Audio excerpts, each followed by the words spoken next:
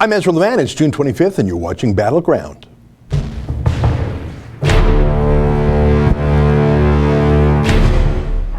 Oh, hi, everybody. How you doing? I can't believe it. It's Monday already. I can't believe it. It's 12 noon Eastern time already. Thank you for joining us, as you do sometimes. In fact, we do this every day. We do this weekdays at 12 noon Eastern time. I just come and kibitz live for an hour. And what's fun about this is it's a lot less formal than my 8 p.m. Eastern show. It's not as produced. We have some clips. We have some websites we talk about, even some tweets. But really, it's more interactive. Every night at my 8 p.m. show, I read a few selected letters. Fan mail, occasionally hate mail.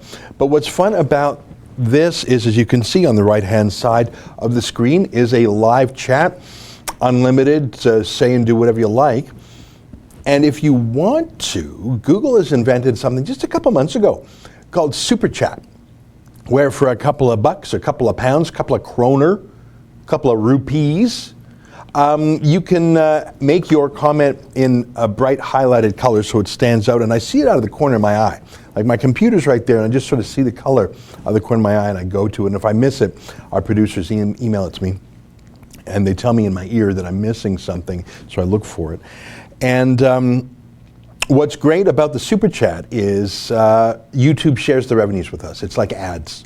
So they take a cut, I think. I think it's 30%. I'd have to check. But we get the rest, so we help pay the bills. So it's a fun way to make your comments stand out. And actually, I don't know if you know this, but the more dough you chip in for a Super Chat, the more characters you get in your Super Chatting message, the longer it stays up there, and obviously the more we get. So it's a fun incentive to do this. We talk about a lot of things because we have viewers around the world. That makes it a little bit tricky sometimes. There are some things that are interest to all of our viewers around the world. Our friend Tommy Robinson, as you know, used to work for us here at The Rebel. He left us earlier this year to go independent, but a couple months later he was thrown in the clink. But I reached out to his family and I said, look, you guys, let's do a little crowdfunding like we used to do when Tommy was with us.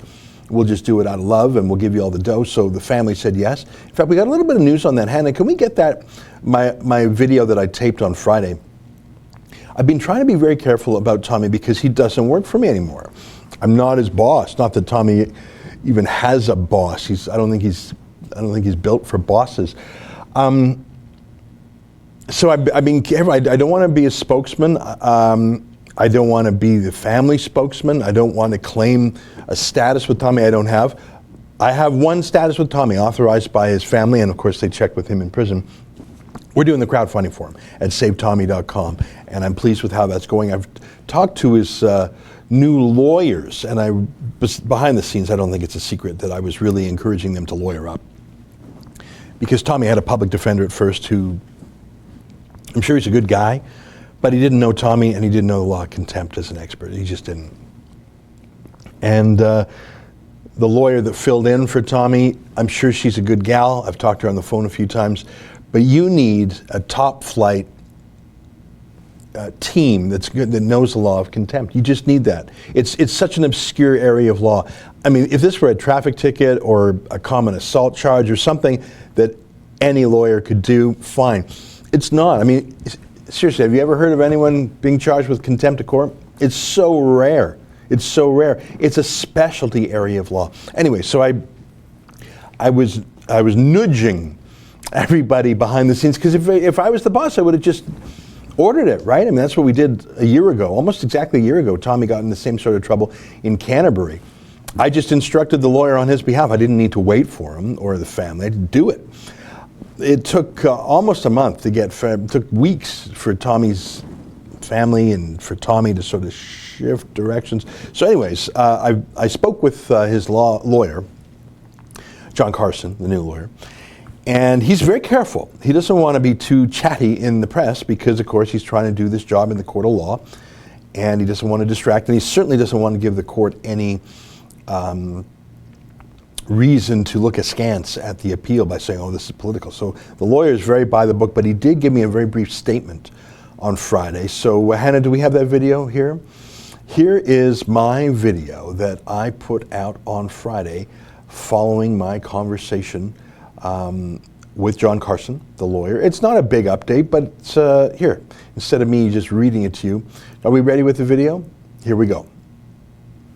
I have a small update on Tommy Robinson's case. He's filed his appeal. On Friday, the 22nd of June, I received an email from John Carson, the new lawyer retained by Tommy Robinson to fight for his freedom. Mr. Carson obviously is a professional and is careful about what he says to the public. His goal is to do the best work possible for Tommy in the court of law, not the court of public opinion. So he is properly tight-lipped about his exact strategy. But I asked him for a statement that I could pass on to Tommy's supporters around the world, and he sent me this.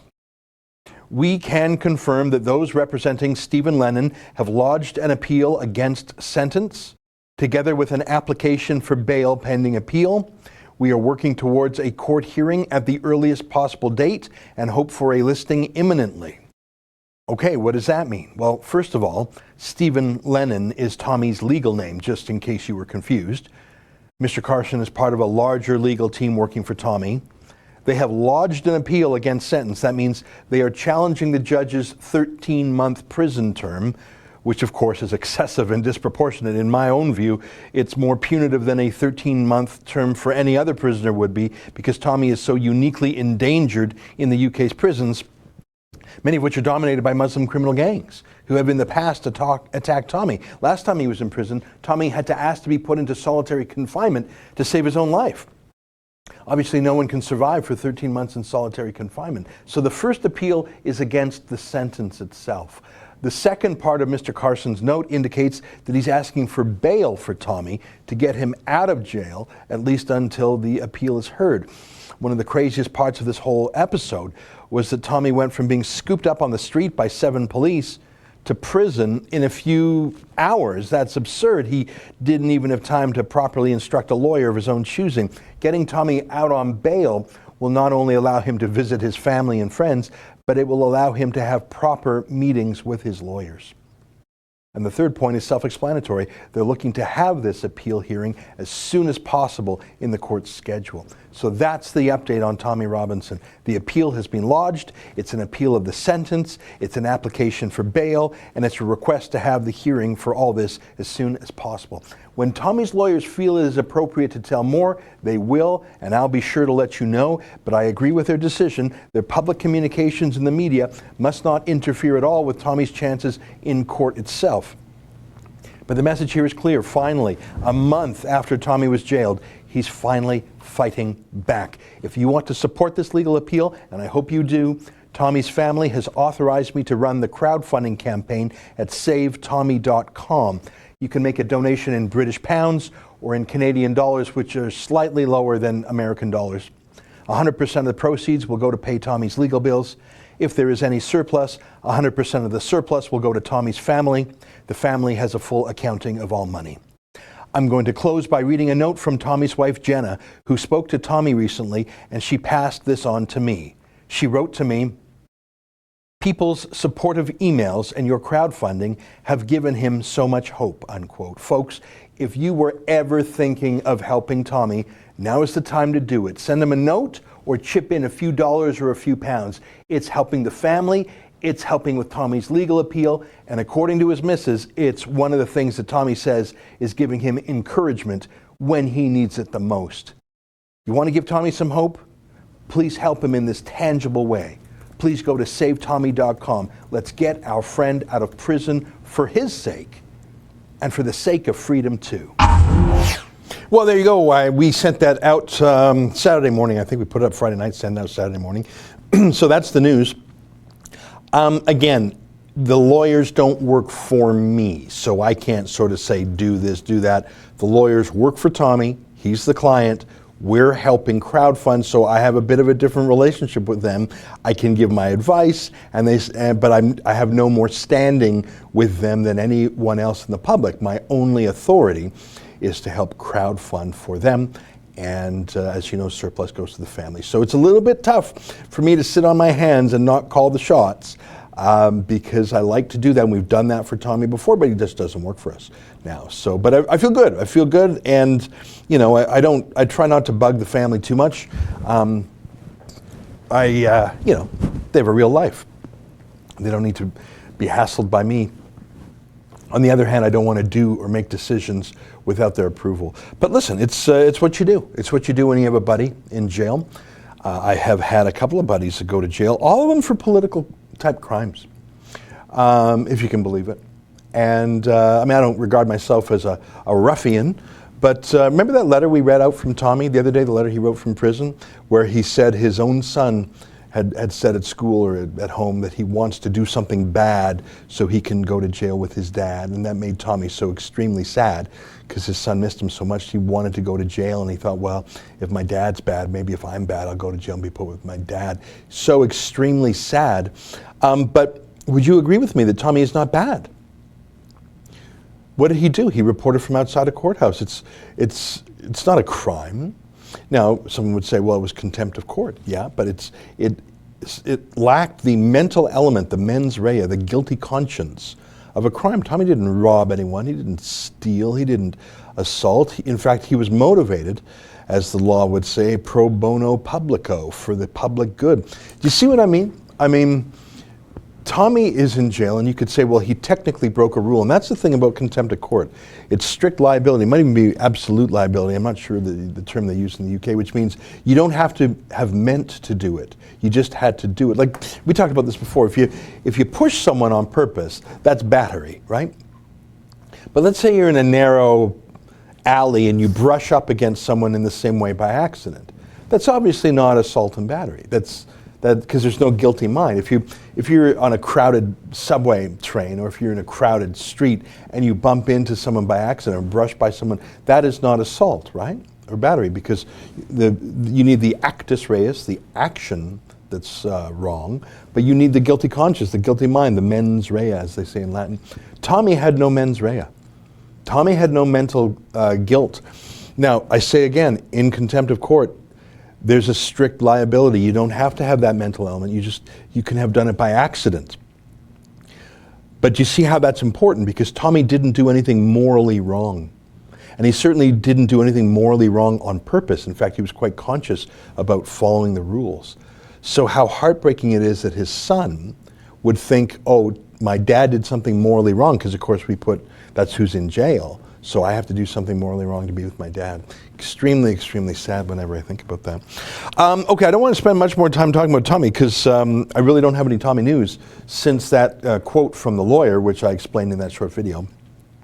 While that was running, I looked at some comments. I don't see any super chats yet. Maybe I missed some, but I see Witty Gamer IL says, hey, I thought you were supposed to be in Israel. Yeah, I'm flying out tonight. And we've got something we call rebelisrael.com. We got, 61 people joining us for a 10-day tour of Israel.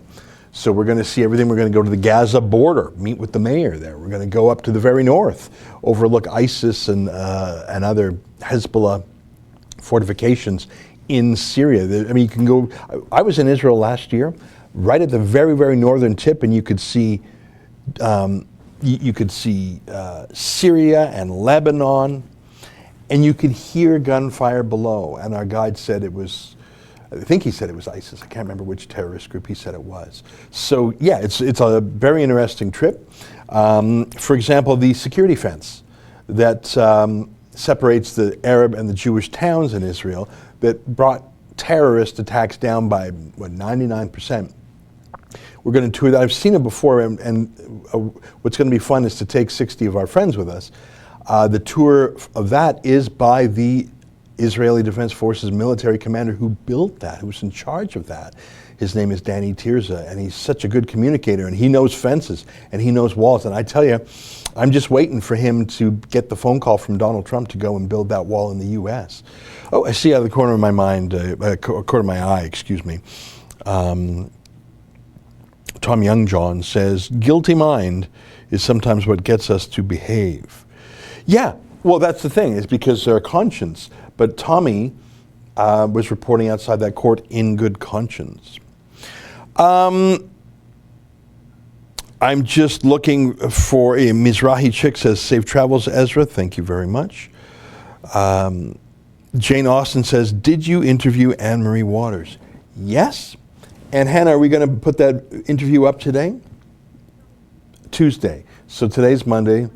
Wednesday. So I just heard in my ear, Hannah, our producer, says the Anne-Marie Waters interview, which we have recorded, will be posted on Wednesday. And I think we'll probably email it to all our UK supporters, which is what we did with the interview I did with Gerard Batten, the UKIP leader. So thank you for that question. I'm just going to skim a few more. Tammy Patin-Zanbelt says, I wish I could have taken the time off to go to Israel. Yeah, I'll be candid, 10 days is a very long time. You have to sort of either be retired or your own boss, I guess, because it's tough to take 10 days off. And so it's a long journey. A question by Lauren Southern who says, Ezra, is John taking over the show again for you? Two answers to that. Of course, I have two shows every day. My noon hour Battleground show, I think I'm going to try and do it at night Israel time. We haven't quite pinned that down. But Hannah, were we going to try and do that at night? We're still working on figuring that out. I'm going to be a little tired because we're giving her all day long, and I don't want to be falling asleep on the show and then going to be jet lagged. I think it's 7 time zones different. So I can't do it at 12 noon Eastern because that would be 7 p.m. and I don't want to miss supper with our people. So I think what we might look to do it is, I don't know, if we did it at 10 p.m. or I think it would have to be 11 p.m. local time because we're going to hang out and schmooze there with the people who are coming. So 11 p.m. out there. I think that's 4 p.m. out here. Is that, I don't know how many people are going to tune in. I think we should give it a try. I'll do my best not to be too sleepy. I don't want to take a Red Bull just before I go to bed. But so we're going to try and do it. And as for my 8 p.m. Eastern show, we've pre-recorded a bunch of in-depth interviews that we're going to run for my show. And one of those is the Anne-Marie Waters. What are some other ones? We had a great chat with Alan Bokhari. He is the senior technology correspondent with Breitbart.com. We're recording a lengthy interview with Andrew Klavan of the Daily Wire, always a very interesting fella. Mark Morano, one of my favorite guys, climatedepot.com. We had a really good talk with him. What are some other ones, Hannah? I don't want to forget them. Oh, Barbara Kay, of course, just the best. I really like her. And oh, you know what? Robert Spencer from Jihad Watch, he's got a new book coming out called The History of Jihad. And just stop and think about that, The History of Jihad. It's just a very, very simple title, isn't it? But aren't you curious? What was the jihad like 100 years ago? How about 200? How about 500? How about 700 years ago? And there's a little anecdote about Baltimore. Did I talk about that on the show? I never heard of any place called Baltimore. I think I talked about this on the show. I never heard of any place called Baltimore other than Baltimore, Maryland. There's a town called Baltimore in Ireland that a Muslim slave raid went to Baltimore and basically kidnapped everyone in the whole town, this Irish town, and took them back and either killed or converted the men and kept the women as rape slaves. A raid on Baltimore. So a history. The jihad, we talked about the history of the jihad with the phrase run amok. It was a very interesting interview, and that book sounds like, anyhow. So that's what's going on while I'm in Israel. We pre-taped my regular 8 p.m. show, so we will have a new show every day. It won't be pegged to the news. It'll be like feature interviews, as I've just described. And if I can get my act together, I'm going to do a daily Battleground, but it'll probably be at 4 p.m. And I guess we'll try tomorrow, right? We'll try the first one tomorrow. I'll try and figure out the technology. I'm not going to have the fancy set behind me. It's just going to be on the webcam and hopefully a good hotel internet. So wish me luck. All right, enough chat about me. I see some super chats have come in, so let me catch up with those and read them. I read Tom Youngjohn's already. Chris Hawks chipped in £10, thank you. He said, the left is collapsing. 5 of the 28 EU member states have voted in right-wing governments. The UK is leaving the authoritarian leftist EU, and there's a global trade war about to collapse the EU. Yes, there's a lot of truth to what you say, but there's also truth that the other side is not going quietly. Look at the resistance to Brexit, which is now 2 years old. fact, I think we had over the weekend the 2-year anniversary of Brexit. The country's still in. Theresa May is slow walking it. I think the Tories were bad faith when they claimed that they meant it. There's a super chat I missed earlier from Craig McDonald, who said, what are your thoughts on the rising tide of Alberta's separation from Canada, win Ontario and Quebec, and win the country, Alberta perpetually left out? Well, listen, I have been paying attention to Western separatism in Canada since I was a child, and I read about it as a child. I remember when René Lévesque, the great separatist premier, visited Calgary, and I was in high school, and he was speaking at a bookstore not far from my high school, and I went there. I was a teenager. Can you believe this? And I asked him what he thought about Western separatism, and I was very bold because he was this premier and this fancy guy, and I was just this kid. And he did not give me a good answer, is the denouement of that story. But my point is I've been following it since I was a youngster. And I would say that the election of Doug Ford is good because it shows not all of Ontario is going down that, not all of the country is going down that insane path of carbon taxes and haters. And we can have some more resistance, lawful, normal resistance to Justin Trudeau's agenda. I think Jason Kenney is a sure bet. So I think that hopefully the institutions of Canada will come in to ameliorate the imbalance. The same way the Reform Party tried to and Stephen Harper tried to. So if Jason Kenney, Scott Moe, and Doug Ford can, and by the way, on some issues, even Quebec, as we heard from Eric Duhem the other day, is coming around. So I'm hopeful that we can remedy things within Canada. I see Markella G chips in 200 Swedish kronor. I think that's what SEK means. Thank you. Thanks for keeping the rebel free speech and for helping Tommy in his fight for freedom. Well, you're very welcome. You know, Tommy's a rascal. He's a handful. He's frustrating to work with. He doesn't take orders, you know, or direction. It's more sort of like suggestions. He's a practical joker. He's funny. He's mischievous. Would you agree with me on that? I think it shows through in his videos. He's a hard guy to, you know, I was his boss thousands of miles away here in Canada. Good luck with that. I mean, good luck being Tommy's boss if you're standing right there next to him. But that said, why is he so lovable? He's such a frickin' rascal. He's such a handful. Well, you know what? Because he's courageous and he's authentic and he cares. Any normal human being would say, why am I doing this? Any normal human being who has been so targeted by Islamic terrorists and at the same time by his own British police force, who's been so demonized by the press and politicians, any normal human being would say, what am I doing? Let me just get out of this, right? I mean, would you be able to go to prison again and again on trumped up charges and then come out and keep fighting again? Would you? I don't know who you are when I'm saying would you, but would any of us? I don't know.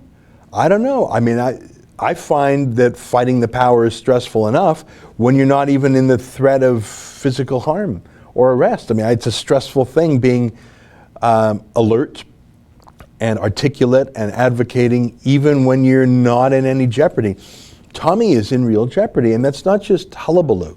He was put in a coma. We've shown you clips before, physical assaults on the street. We know there are credible threats to his family and himself. And let alone what the police are doing to him, let alone what he's doing actually in prison. He's in prison right now. So you got a handful. He's such a handful, but it's that very stubbornness that makes him so tenacious, right? I mean, it would be quite something if someone was stubborn and tenacious and, you know, just never say die. You know that old awful leftist song by Chumbawamba, I get knocked down and I get up again, and they're never going to keep me down. That's Tommy. So it would be maybe even impossible for someone who's got that Chumbawamba. Can we throw 30 seconds of that chorus on? You know the one. That's a terrible band. Just a terrible band, but you know the song. That's Tommy. So if someone is that tough, he's not going to be easy from a HR point of view, from a human resources point of view. But so what? So what? You know, we're called the rebel. We're not called the boring establishment. So I think he was a little bit too much of a handful to work with, but that doesn't mean we don't support his fight. Yeah, give me a little bit of Chumbawamba, but not too much, because they're awful. I get knocked down, but I get up again. You never gonna keep me down. I get knocked down, but I get up again. You never gonna keep me down. I get knocked down, but I get up again. You never gonna keep me down. And it just repeats, really.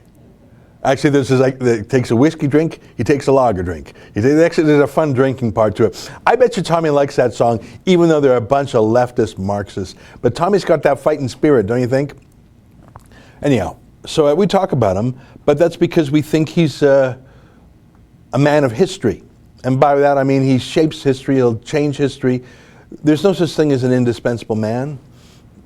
Graveyards are full of indispensable men. But he's making a difference in his time. And don't you think that we have an obligation to help, especially in this one narrow thing? I mean, what do we do here at The Rebel? We crowdfund. Yeah, it's how we started the company, it's how we pay our bills. And so that's the one narrow thing. So I called, I contacted the lawyers, I contacted Tommy's wife, I contacted other members of the family. I said, look, we'll just help you out. And they said yes. So I don't want to overstate my relationship with Tommy. I mean, he's going to get out of prison, and hopefully he'll continue doing things, and we'll be friends. And maybe we might, before he went into jail, he was inviting us to do something when Donald Trump comes to visit or whatever. So I don't know, maybe we'll do the odd little thing like that. But Tommy's not coming back to join the Rebel. I don't think we want him back. I don't think our stress level, I don't think we can handle Tommy. I mean, God bless the guy. But we'll just say we'll be chummy friends. And I'll always have advice for him, because I don't lack opinions myself. And as I've told you before, the things I used to say to Tommy most often are physical security and don't get in trouble with the law. And I'm not blaming him at all. I think the charge and conviction and sentencing here were absurd, and he absolutely didn't warrant any of that. So this is not me saying told you so at all. It's me saying we knew that this is the environment, and so that's why we're helping out a little bit with the crowdfunding. But if you haven't chipped in the crowdfunding, you should do that at SaveTommy.com. Okay, I see a few more contributions. Keith McIntosh, 100 Mexican pesos, thank you. Comment on National Post defense of Trudeau's groping. Any insider info on why no MSM aggressively tackling the story? Interesting that you and Kinsella on the same side of an issue. Huh. All right, well, the reference there, maybe we can call up the image. Can we call up the image to the Creston, I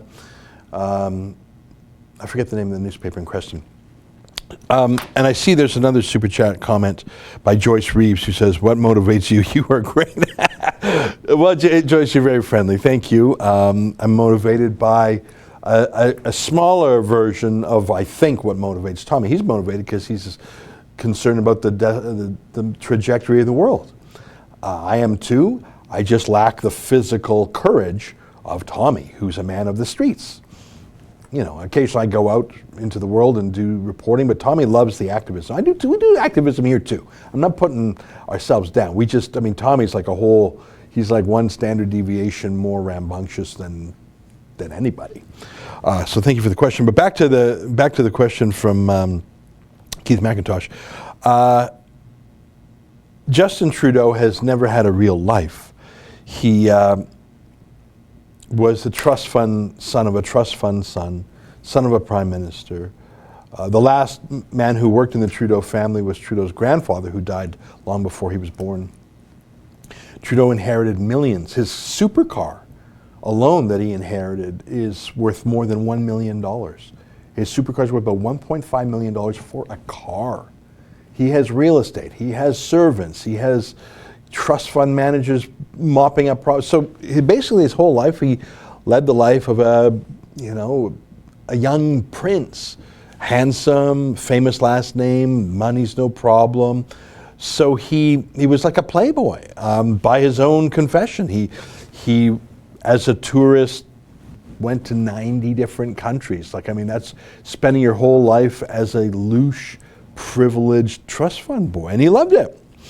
And in the year 2000, he went to a beer festival in Creston, British Columbia, which is out of the way. And I think it was the Kokanee Beer Festival. And so in the year 2000, so that would have been 18 years ago, so he would have been 28. So he wasn't a boy, he wasn't a teenager, he wasn't a student, he wasn't yet married, but he was a grown man. He wasn't in politics yet, but he would know enough about things.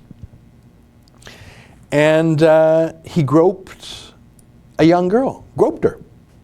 Beer party, everyone's drunk. The ratio of men to women at this party was very high. So he groped her. Let me read to you. This is from a newspaper, the Creston Advance. Is that the name of the paper? And let me read it to you. Creston Herald, sorry. So it's an editorial. You see it says open eyes. Quote, "I'm sorry if I had known you were reporting for a national paper. I never would have been so forward," unquote. Those were the words that were spoken to an advance reporter by Justin Trudeau, son of former Prime Minister Pierre Trudeau, August 4th. Trudeau, who was in Creston to celebrate the Kokanee Summit Festival put on by the Columbia Brewery, apologized a day late for inappropriately handling the reporter while she was on assignment, not only for the Advance, but for the National Post and Vancouver Sun. Quote, "If I had known you were reporting for a national paper." It's not a rare incident to have a young reporter, especially a female reporter, especially a female who is working for a small community newspaper, be considered an underling to their more predominant associates and blatantly disrespected because of it. But shouldn't the son of a former prime minister be aware of the rights and wrongs that go along with public socializing? Didn't he learn through his vast experience in public life that groping a strange young woman isn't in the handbook of proper etiquette, regardless of who she is, what her business is, or where they are? So, anyhow, I'll stop there. My point is, not only was there a groping incident, as told by this reporter, but Trudeau himself apologized, but his apology gives it away, doesn't it? "Oh, I'm sorry, I didn't know you were a national reporter," as in you could embarrass me. So yeah, then there's been basically a media blackout on this story because look, that whole Me Too thing, you know, you got to protect Justin Trudeau from it because, you know, he's too important. He's like Bill Clinton. He's too important to the political cause of the left to take him out just because in the case of Bill Clinton, he's a rapist. Let me read some more, and then we've got, it's already 12:33 and I haven't even got to any of the subjects I wanted to talk about. I'm going to show you the clip of Maxine Waters, the U.S. Democrat who basically said total war against Trump people wherever you find them. I'm going to show you some insane tweets from Justin Trudeau's policy advisor, Emmett McFarland, just insane.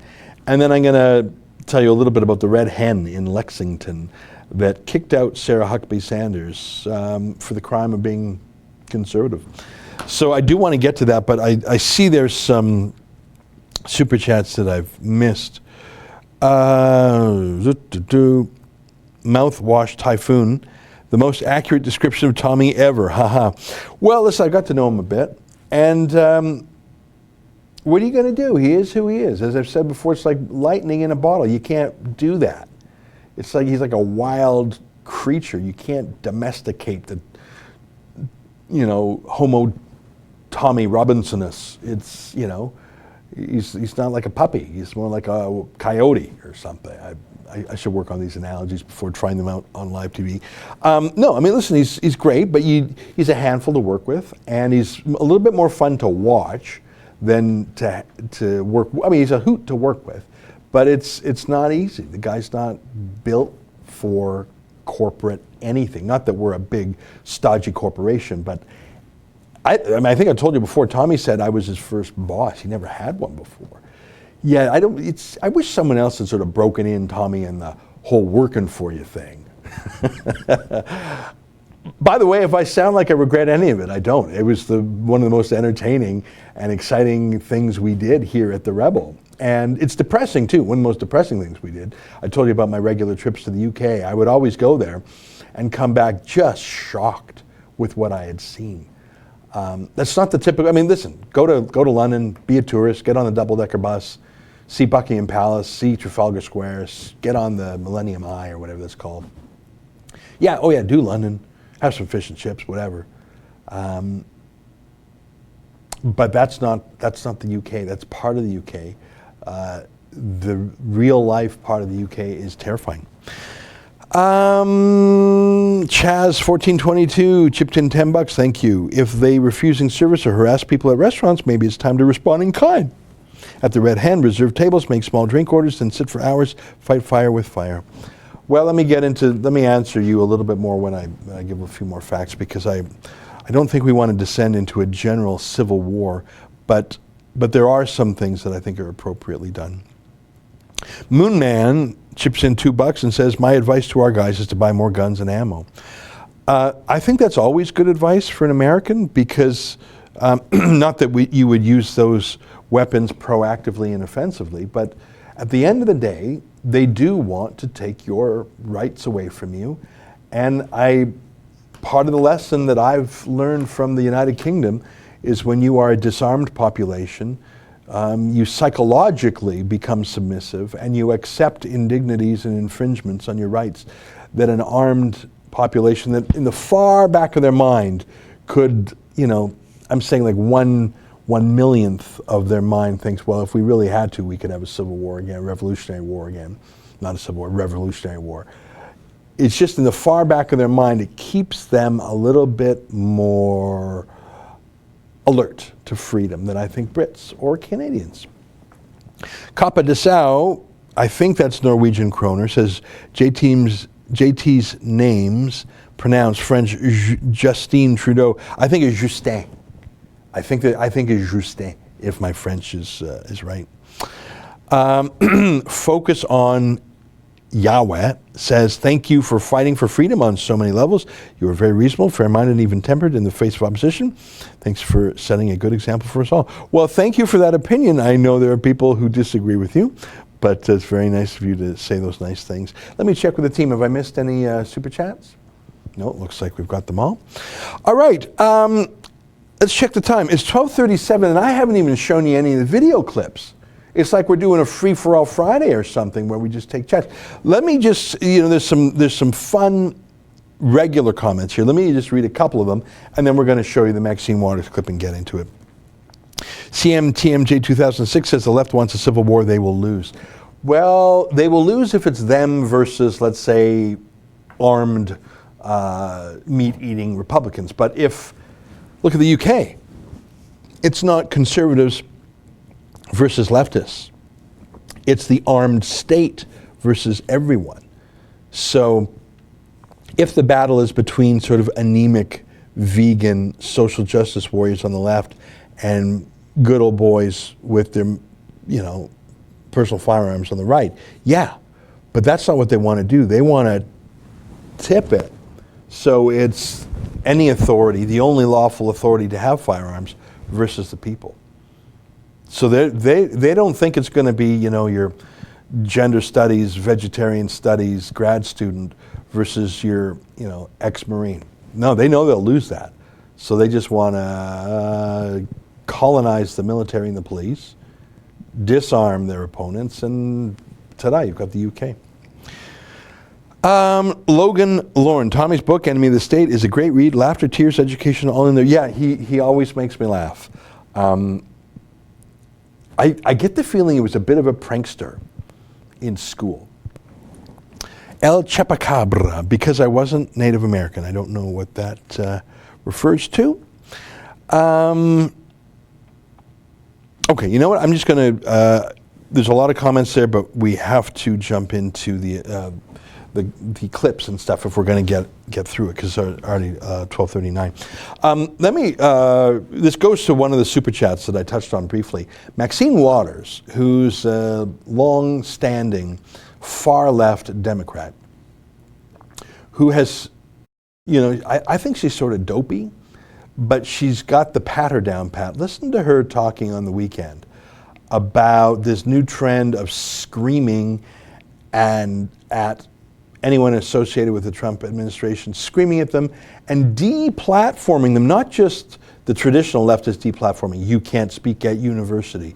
You can't rent a conference center. But now you can't even go to a restaurant. Here's Maxine Waters. We want it done now. We're going to insist on it. If you think we're rallying now, you ain't seen nothing yet. Already, you have members of your cabinet that are being booed out of restaurants. Who have protesters taking up at their house. Who's saying no peace, no sleep. No peace, no sleep. And guess what? We're going to win this battle, because while you try and quote the Bible, Jeff Sessions and others, you really don't know the Bible. God is on our side. On the side of the children. On the side of what's right. On the side of what's honorable. On the side of understanding that if we can't protect the children, we can't protect anybody. And so, let's stay the course. Let's make sure we show up wherever we have to show up. And if you see anybody from that cabinet in a restaurant, in a department store, at a gasoline station, you get out and you create a crowd. And you push back on them. And you tell them they're not welcome anymore, anywhere. So, it's one thing to say we stand with the children and God's on our side. All right, everybody says that, I suppose. But then to exhort people to physically accost and deplatform anyone affiliated with Trump anywhere, homes, restaurants, whatever, that is a call for any kook, any extremist. There you have it. So they have her endorsement, her imprimatur, her approval, her fatwa, as some would say, to go and get, as Obama said, get in their face, get in their grill. They fight back, you punch back twice as hard. They bring a knife, you bring a gun. The thing is, occasionally leftists do. Steve Scalise is a Republican congressman who was shot by a Bernie supporter who was whipped up by this insanity. And if you listen to the left and you say, okay, they tell me that Donald Trump is a Nazi. They tell me he's putting children in concentration camps. I saw a picture of a screaming, crying girl. Maxine Waters, who's a very auspicious, she's a senator, right? She's not a congressman. I don't want to get mixed up. High official saying to do that. I mean, you've got 300 and some million Americans, 300 million, and let's say half, roughly, are on the left a little bit, and maybe 1 in 10 is engaged, and maybe 1 in 10 of those is super engaged, and maybe 1 in 10 of those would be so engaged that they actually would accost someone. So you're starting with 300 million, you cut that in half to 150 million, you still, more extreme, there's still probably 100,000 Americans who truly believe that Trump is a Nazi, truly believe he's setting up concentration camps, and are so agitated. I was saying earlier, I'm agitated by the news, I'm stressed out by the news. Imagine someone on the hard left who is agitated, stressed out, believes CNN, MSNBC, New York Times, believes that Trump is a Nazi, and Maxine Waters gives them the battle plan. Go out and accost them where you see them. Even if there's only 10,000 true wackos. And I'm not even talking about other existing assassins, like a Muslim terrorist or something like that, but just weaponizing the Bernie bro left-wing freaks. Someone's going to get killed. They tried to kill Steve Scalise, and they almost did. Now, I'm making it sound like you got to be some mentally unstable wacko with mental health issues. That kind of craziness has infected the center of political discourse on the left, not just in the United States, but in other countries. The UK, Donald Trump going to the UK, they need more police support there to guard against leftist wackos than from Muslim wackos. There's 23,000 Muslim jihadists in the UK that they're trying to track, 23,000. I put it to you that there are more than 23,000 leftist wackos who would do physical harm to Donald Trump if they could. Do you disagree with me? Let me show you one Canadian wacko. His name is Emmett McFarlane. He's sort of a middling professor of no great account, but his claim to fame is that he was a policy advisor for Justin Trudeau. So this is where Trudeau sometimes goes for his advice. Can we put up some of those Emmett McFarlane tweets? Let's put up the first one here. So this is about, I guess I'm out of order. I should have told you that Sarah Huckabee Sanders was kicked out of a restaurant, the Red Hen. We'll get to that in a minute. So here's Emmett McFarlane, blue check mark, of course. He's he's sort of I'm not going to call him a loser. He's just sort of a typical academic. So, hasn't really achieved anything great. He's just sort of getting older, and he's just a professor, and he really wants to be part of the action, and that's what he seems like to me. Extremely jealous of the Jordan Peterson success story. So here's what he said. He says, the press secretary for a White House that set up child concentration camps. Anyone who doesn't like me making Nazi comparisons, best unfollow. So you're comparing the gentle spokesman for a democratically elected president, bound by the Constitution and the rule of law, of the country that helped liberate the concentration camps. You're comparing them to Nazis. That's profaning the Holocaust. You could drop this tweet now. That's profaning the Holocaust. That's trivializing the Holocaust. We can take this off the screen now, thanks. Because if Sarah Huckabee Sanders is no better than a Nazi, then the Nazis are no worse than Sarah Huckabee Sanders. And if being a press secretary for a controversial president, aren't all presidents controversial? If they weren't controversial, we wouldn't need an election to settle it. Barack Obama was controversial. George W. Bush was controversial. Bill Clinton was controversial. They're all controversial. And we want them to be, because that's how we settle our controversies in the free West, through votes and elections and a perpetual media, judicial chewing over of everything. If they weren't controversial, we wouldn't have them. So if you're comparing that to Nazism, you are basically saying Nazism was no big deal. It was just about difference in taste. There's one more tweet from Emmett McFarlane. So some people were saying you're wrong, and he replies by saying, it's 1934, and pundits are complaining that a restaurant refused to serve Goebbels. Goebbels, of course, was the Nazi propaganda minister who called for who was really in charge of demonizing the Jews. And he was a war criminal. He killed himself and his whole family before capture, so he was not tried on the Nuremberg trials. He surely would have been convicted. But imagine comparing someone who had a hand in the murder of 6 million Jews and millions of others to a press secretary, to a press secretary for the United States. I say again, anytime you make a comparison, you're saying these two things are equal. So if you're saying Sarah Sanders is no better than Goebbels, then you're saying Goebbels is no worse than Sarah Sanders. Yes, Goebbels was worse than Sarah Sanders. Yes, what the Nazis did was worse than what Trump is doing. And by the way, every administration detains young people who cross into the country illegally, especially at the hands of human traffickers. We do in Canada too. Justin Trudeau detains children, including children less than 5 years old. He detains children for up to 6 months. So Emmett McFarlane is an advisor to Justin Trudeau, and he seems unaware that his old boss detains children too. But this just shows that Trump derangement syndrome isn't just for wacky, imbalanced Bernie bros with a gun. This is a professor. What do you think it would be like taking a class in Professor McFarland's class? Do you think you'd get a fair shot?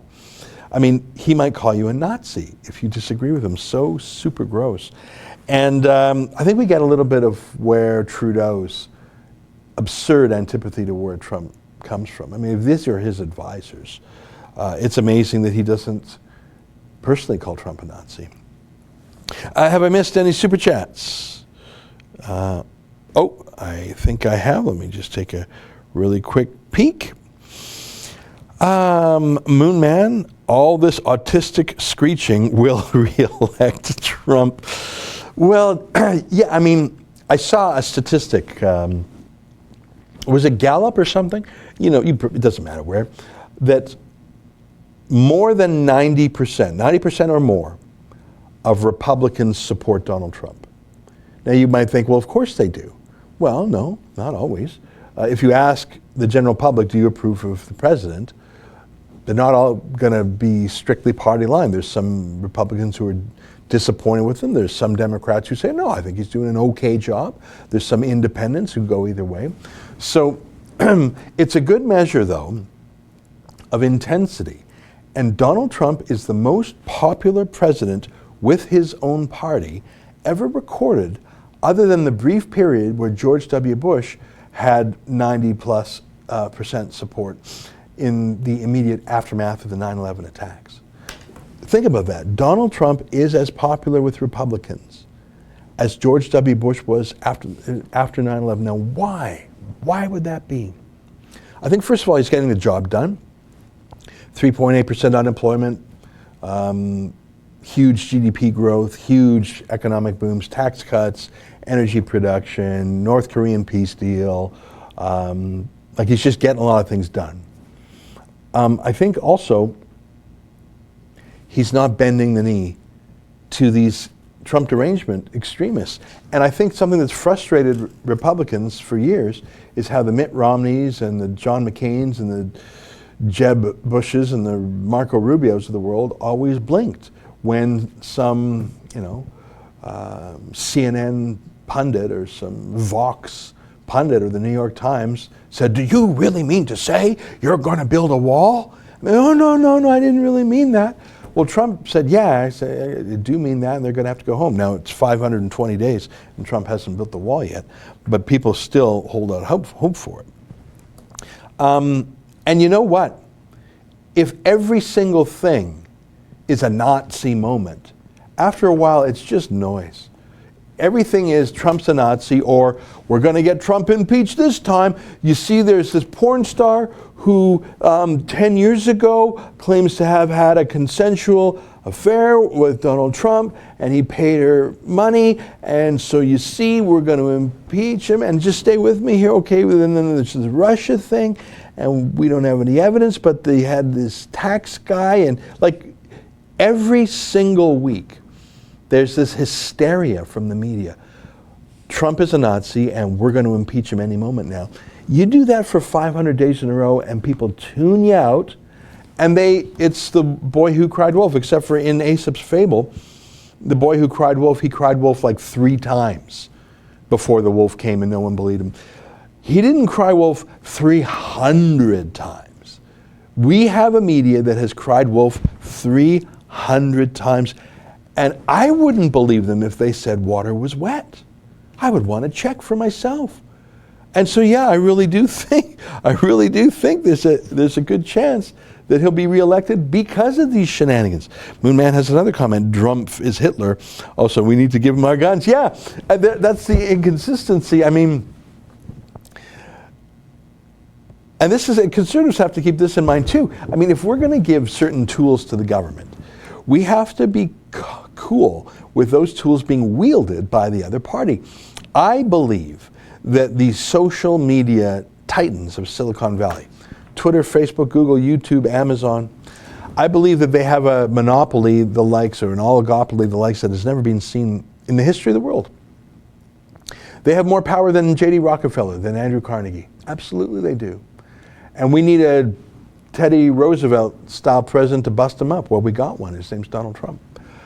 But I'm always cautious that whatever we do, if we give the government certain powers, well, how would Obama wield them? We saw how Obama wielded power, whether it was the IRS or the Department of Justice. So we got to be careful. The left ain't so careful.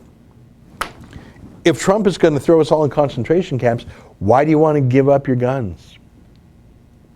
Don't you think you're going to need them to fight back? Like, you know, the resistance, there actually was a resistance in Europe in the Second World War, the partisans, the resistance.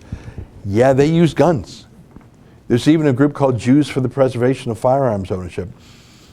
They use guns. Their whole point is that the Jews were marched to the slaughter unarmed.